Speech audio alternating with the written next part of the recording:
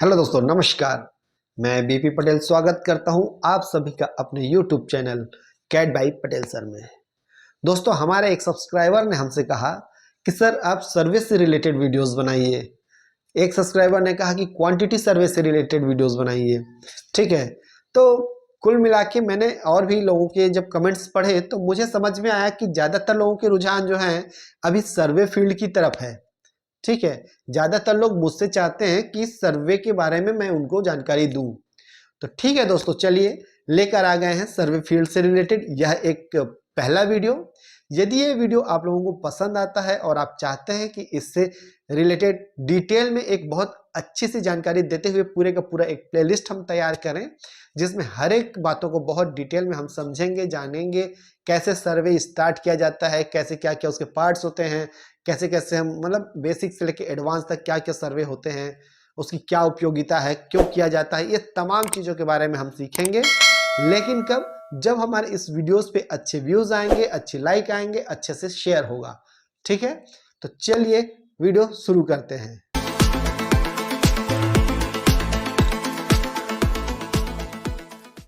दोस्तों, आज हम इंजीनियरिंग फील्ड के सबसे महत्वपूर्ण पार्ट के बारे में पढ़ने जा रहे हैं, जो है सर्वेक्षण। सर्वेक्षण दोस्तों क्या होता है? कोई भी कार्य के प्रारंभ में हमें सर्वेक्षण करना होता है। जैसे आप यदि एक स्टूडेंट हैं और आप कॉलेज में एडमिशन चाहते हैं, तो सबसे पहले आप क्या करते हैं? सर्च करते हैं कि कौन सा कॉलेज बेस्ट है, कहाँ कैंपस ज़्यादा आते हैं, कहाँ का इंफ्रास्ट्रक्चर अच्छा है, कहाँ अच्छी पढ़ाई होती है। ये तमाम तरह की चीज़ें उस पढ़ाई से रिलेटेड आप रिक्वायरमेंट की चीज़ें वहाँ पे आप सर्च करते हैं। जहाँ आपको बेटर सर्विस मिलती है, आप उस कॉलेज का चयन करते हैं। तो ये हो गई एक आपके कॉलेज को सर्च करने का एक सर्वे। ठीक है, दूसरा होता है इसी प्रकार का हमारी फील्ड में, जैसे इंजीनियरिंग फील्ड में हम देखें तो कोई भी कंस्ट्रक्शन करना है तो उससे पहले हम उस फील्ड का एक सर्वेक्षण करते हैं। सर्वेक्षण क्यों जरूरी है? क्योंकि इससे हमें टाइम और पैसे दोनों की बचत होती है। ठीक है, क्या होता है देखिए, सबसे पहले हम जब फील्ड पे जाते हैं और उसके बाद जब उसका हम सर्वेक्षण करते हैं, तो इससे हमें उस फील्ड का पूरा टोपोग्राफी नॉलेज आ जाता है। जैसे वहाँ पे फील्ड कैसा है, कितना अंडुलेशन है, ठीक है, वहाँ पे अप्रोच रोड क्या है, कैसे हम वहाँ पे कंस्ट्रक्शन स्टार्ट कर सकते हैं। स्टार्टिंग से पहले जैसे साइट क्लियरेंस एक होती है। ठीक है, साइट क्लियरेंस में क्या होता है दोस्तों? जैसे हम किसी फील्ड पे गए, ठीक, उस फील्ड पे जाने के बाद बहुत प्रकार की झाड़ियाँ और अंडुलेटेड लैंड वगैरह ये सारी चीज़ें होती है, तो इसकी हमें क्लीनिंग करनी होती है। पहले सरफेस को एक प्लेन एरिया बनाना होता है ताकि वर्क करने में हमें ईजी हो। तो ये सारी चीज़ें, उसमें लगने वाले कॉस्ट, उसमें लगने वाले लेबर, मशीनरीज, ये सब का एनालिसिस, उसका जो क्वांटिटी सर्वेक्षण है कि कितने लागत आएगा इस प्रोजेक्ट में हमें। इस प्रकार से कोई भी प्रोजेक्ट को स्टार्ट करने से पहले उसका एक प्रारंभिक सर्वेक्षण कराया जाता है। ठीक है, अब इस सर्वेक्षण में क्या क्या चीज़ें महत्वपूर्ण होती हैं? तो सबसे ज़्यादा महत्वपूर्ण पहली चीज़ होती है कि उस क्षेत्र का टोपोग्राफी सर्वेक्षण करना। टोपोग्राफी में क्या क्या आता है? एक तो क्लोज ट्रावर्सिंग आता है उस पूरे क्षेत्र का माला रेखण। दूसरा सबसे इंपॉर्टेंट होता है वहाँ का लेवलिंग। ठीक है, क्या होता है दोस्तों, जैसे आप टोपोग्राफी के लिए जब माला रेखण करते हैं, मतलब एक क्लोज ट्रावर्सिंग करते हैं, तो उससे केवल आपको हॉरिजेंटल डिस्टेंस प्राप्त होता है। बट केवल हॉरिजेंटल डिस्टेंस से आप क्या कर पाएंगे? आप केवल उसका क्षेत्रफल ज्ञात कर पाएंगे। बट यदि वह थोड़ा सा अंडुलेटेड एरिया है, वहाँ पे कहीं पे हिली एरिया है, कहीं पे वैली एरिया है, अब यहाँ पर जो मिट्टियाँ निकलेंगी उस फील्ड को वर्क करने से पहले, क्योंकि उसमें कटिंग और फिलिंग दोनों आएगी समतलीकरण करने के लिए। ठीक है, तो उसके लिए हमें क्या करना होगा? सबसे पहले वहाँ के हॉरिजेंटल मेजरमेंट के साथ साथ वर्टिकल लेवल का मेजरमेंट भी लेना होगा। अब ये जो हॉरिजेंटल मेजरमेंट है वो तो आप साधारण एक टेप की सहायता से भी ले सकते हैं। ठीक है, या फिर बहुत बड़ा फील्ड है तो उसके लिए आप क्या बोलते हैं, टोटल स्टेशन है, डीजीपीएस है, इन चीज़ों के माध्यम से भी आप उसका पूरा हॉरिजेंटल मेजरमेंट ले सकते हैं। बट आपको वहाँ पर वर्टिकल मेजरमेंट की भी ज़रूरत पड़ती है, तभी आप उसका एग्जैक्ट वॉल्यूम निकाल पाएंगे उसकी क्वांटिटी निकाल पाएंगे, जिससे आप वहाँ पे आने वाले जो भी खर्च हैं, कौन सी मशीनरीज लगेगी, ये सारी चीज़ों का एक आकलन कर पाएंगे और आप अपने कार्य के लिए सही से प्लानिंग कर पाएंगे। प्लानिंग का सबसे महत्वपूर्ण रोल होता है सर्वेक्षण। ठीक है, अब ये जो वर्टिकल डिस्टेंस है यानी कि उसकी हाइट, ये कैसे निकालेंगे? इसे निकालने के लिए दोस्तों देखिए हमारे पास बहुत सारे इंस्ट्रूमेंट होते हैं। सबसे पहली विधि होती है वाटर लेवलिंग। ठीक है, आप देखते होंगे कंस्ट्रक्शन साइट पे एक पानी का पाइप होता है जिसके अंदर पानी भरी हुई होती है, क्योंकि आपको पता है, आपको ज़्यादा एग्जाम्पल दे के बताने की ज़रूरत नहीं है क्योंकि आप सब इतने मेच्योर हैं, इतना जानते हैं। जैसे हम किसी भी बर्तन में पानी रखते हैं, ठीक है, चाहे बर्तन का शेप अंदर से कैसा भी हो, अनडुलेटेड हो, या किसी मान लीजिए एक बाउल के अंदर हमने पानी रख दिया, अब उसमें हमने 2-4 पत्थर भी डाल दिए हैं। जैसे एक्वेरियम की बात करूं, एक्वेरियम के अंदर देखिए क्या होता है, एक कांच का एक टब है, उसके अंदर बहुत प्रकार के पत्थर वगैरह डले होते हैं। तो उससे क्या हो गया, उसके बॉटम का सरफेस अनडुलेटेड हो गया, उबड़ खाबड़ सा हो गया। अब उस पर जो हम पानी भरे रहते हैं, नीचे का सरफेस जितना भी अनडुलेटेड हो, बट टॉप का जो सरफेस है वो एकदम स्मूथ एक लेवल पे होता है। ठीक है, पानी की ये प्रॉपर्टी होती है कि उसके अंदर नीचे कितना भी अंडुलेशन हो, बट उसका टॉप जो है वो एक छोर से दूसरे छोर तक उसका लेवल एक बराबर ही होता है। इसीलिए पानी को हम लेवल ट्रांसफर करने के लिए यूज कर सकते हैं। बट दोस्तों ये जो पाइप लेवलिंग है, वाटर लेवलिंग है पाइप से करने वाला, ये बहुत बड़े फील्ड में एरर दे सकता है क्योंकि उस पर टेम्परेचर का इफेक्ट पड़ता है। ठीक है, तो ऐसे सिचुएशन में क्या करते हैं, इसका यूज हम छोटी छोटी जगहों में करते हैं। जैसे कहीं कंस्ट्रक्शन चल रहा है तो उसके एक कॉलम से लेकर के दूसरे कॉलम के बीच में लेवल शिफ्ट करना है। ठीक है, या फिर टाइल वगैरह का वर्क हो रहा है तो वहाँ स्कर्टिंग वगैरह है, टाइल्स का लेवल है, ये सब मतलब ऐसे छोटे छोटे क्षेत्रफल के लिए हम पाइप लेवल का यूज कर सकते हैं, वहाँ पे ठीक है। बट बहुत बड़े विशाल क्षेत्र के लिए, मान लीजिए 4-5 एकड़ का एरिया है, ठीक है, ऐसे क्षेत्र में आप वाटर लेवल से कहाँ आप सर्वे कर पाएंगे? तो यहाँ पे आता है थोड़ा सा एक एडवांस लेवल की चीज, वो है ऑटो लेवल। ऑटो लेवल क्या होता है दोस्तों?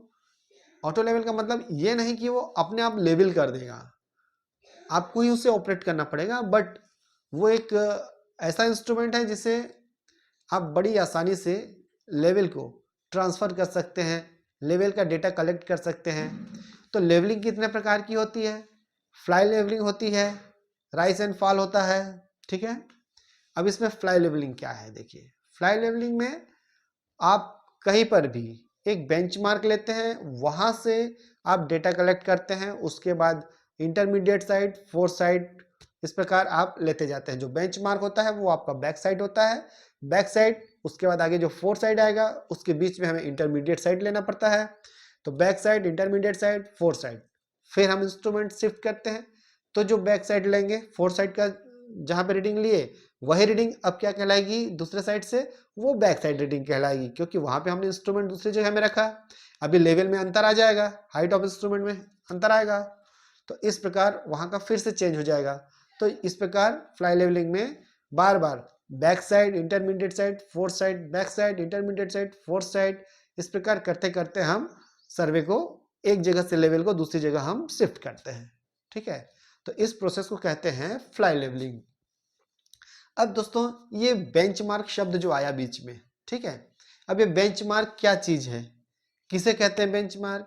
तो बेंचमार्क एक ऐसा लेवल होता है जिसे मतलब एक स्थायी लेवल होता है, ठीक है, जो नॉन लेवल होता है, इसे हम जानते होते हैं कि यहाँ का आरएल इतना है, ठीक है, उसे हम बेंचमार्क कहते हैं।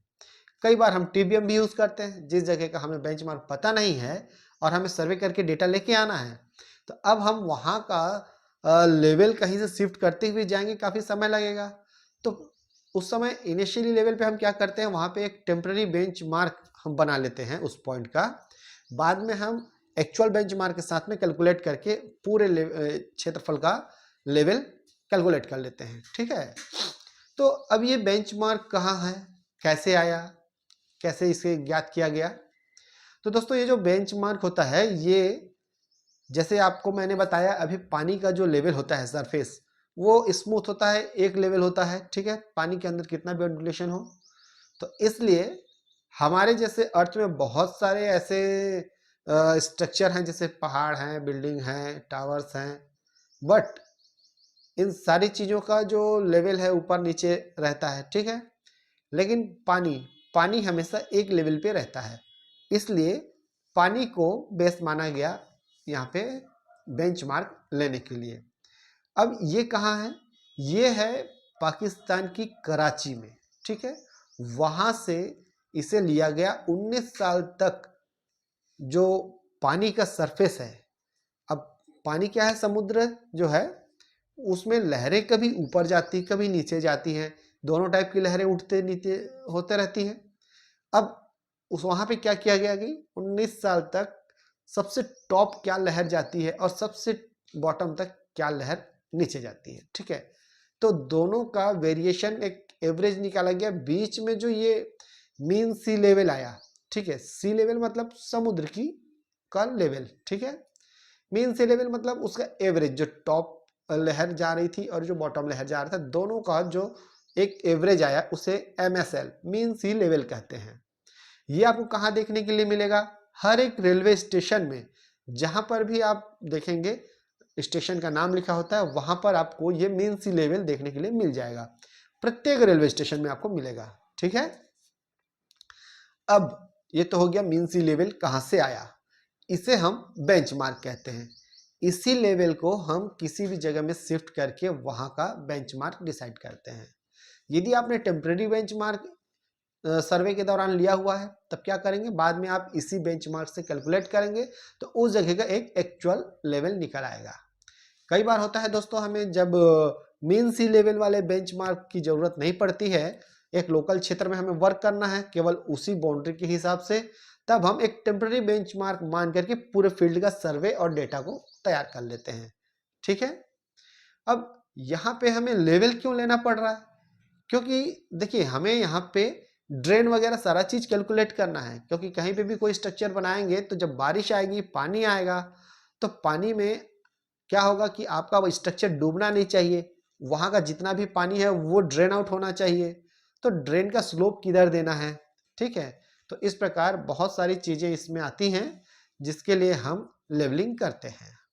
लेवलिंग सबसे ज्यादा हमें एस्टिमेटेड कॉस्ट निकालने के लिए बहुत ज्यादा जरूरी पड़ती है, क्योंकि जब तक आप लेवल नहीं निकालेंगे तब तक आप क्वांटिटी नहीं निकाल पाएंगे, क्योंकि आपके पास जो वॉल्यूम है केवल लंबाई और चौड़ाई से नहीं आएगी, आपको उस जगह की हाइट भी चाहिए, तभी आप लंबाई गुणा चौड़ाई गुणा ऊंचाई, मैंने लंबाई चौड़ाई और ऊंचाई तीनों का जब मल्टीप्लाई करते हैं तब जाके आपको आता है टोटल m3, मतलब टोटल घन मीटर, ठीक है। तो जो घन मीटर आता है वही उसकी वॉल्यूम होती है। तो इस प्रकार हमें लेवल के माध्यम से हम किसी भी जगह की क्वांटिटी निकाल सकते हैं। अब यदि दोस्तों आप क्वांटिटी सर्वेयर बनना चाहते हैं, ठीक है, तो भी आपको लेवल आना चाहिए। वो एक अलग पार्ट हो जाता है क्वांटिटी सर्वेयर। वो क्या होता है, वो एस्टिमेटिंग करता है, ठीक है। उसके लिए आपको लगने वाले मटेरियल्स की नॉलेज होनी चाहिए कि कौन सा स्ट्रक्चर बना रहे हैं, उसमें क्या क्या मटेरियल्स यूज होने हैं, ये तमाम तरह की चीजें। इसके बारे में मैं नेक्स्ट वीडियो में बता दूंगा, ठीक है। क्वांटिटी सर्वे कैसे करते हैं, कैसे क्वांटिटी निकालते हैं किसी चीज की, पूरी एक डिटेल वीडियो में अगला वीडियो बनाऊंगा, जिसमें आपको एक शुरू से लेकर लास्ट तक क्वांटिटी सर्वेयर आप कैसे बन सकते हैं इसकी पूरी एक जानकारी आपको मैं दूंगा। इस वीडियो में हम चूंकि लेवलिंग के बारे में पढ़ रहे हैं, तो ये जो थी मोटी मोटा एक जानकारी ऑटो लेवल के बारे में थी कि कैसे हम किसी भी क्षेत्र का लेवल निकालते हैं, ठीक है।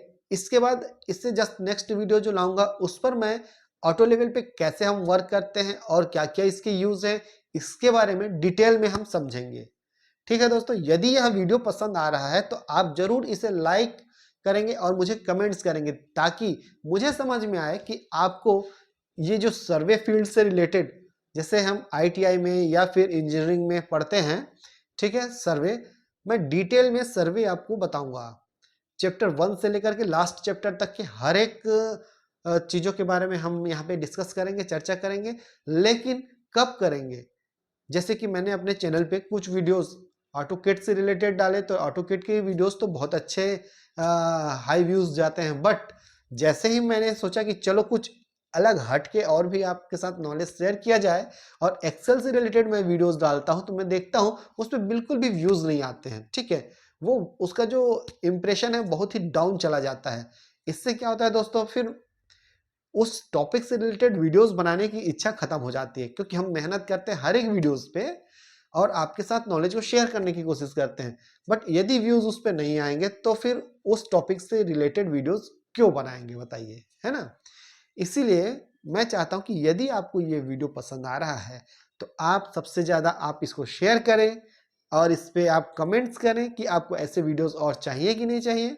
यदि चाहिए तो फिर हम सर्वे से रिलेटेड एक सीरीज स्टार्ट करेंगे जिसमें एकदम बेसिक से लेके पूरे एडवांस तक हम सर्वे के एक एक पार्ट को बहुत डिटेल में समझेंगे। ठीक है, जितना आप क्लास में नहीं समझ पाते होंगे उससे ज़्यादा हम यहाँ पे प्रैक्टिकल क्या किया जाता है, कैसे होता है, सारी चीज़ों के बारे में डिटेल में समझेंगे। उम्मीद करता हूँ मेरा वीडियो और मेरी बातें आपको वैल्यूएबल लगी होंगी, तो आप मेरे चैनल को सब्सक्राइब करेंगे, वीडियोस को लाइक एवं शेयर करना बिल्कुल भी नहीं भूलेंगे। मिलते हैं अगले वीडियोस में, तब तक के लिए आप सभी का बहुत बहुत धन्यवाद।